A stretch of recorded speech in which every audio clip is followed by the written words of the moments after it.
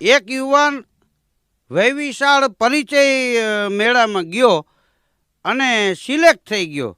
પછી ટ્રસ્ટના પ્રમુખે એને ઓફિસમાં બોલાવ્યો કે તમે સિલેક્ટ થઈ ગયા છો, તમારો બાયોડેટા લખાવો. એટલે બાયોડેટા આખો લખાવ્યો.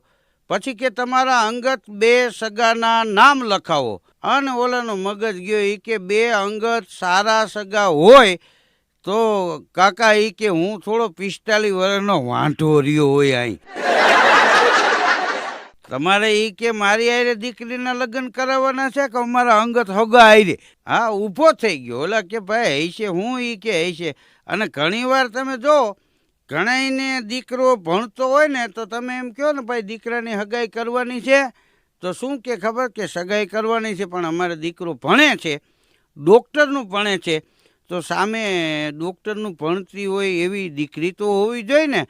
એમાં ડૉક્ટરનું ભણતી હોય એવી દીકરી મળે અને સગાઈ કરે, પછી લગ્ન થાય. અને લગ્ન થયા પછી 7-8 મહિને વાંધો પડે ને પછી શું કે ખબર, બધાય હરખા ભેગા થઈ ગયા છે.